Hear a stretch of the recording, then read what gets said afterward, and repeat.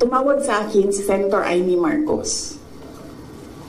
Sabi niya sa akin, pwede ka ba tumakbong Vice President?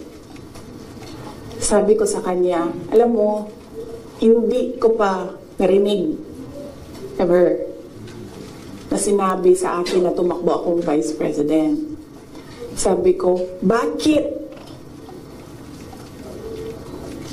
mo ako nire-request ngayon na tumakbong Vice President? And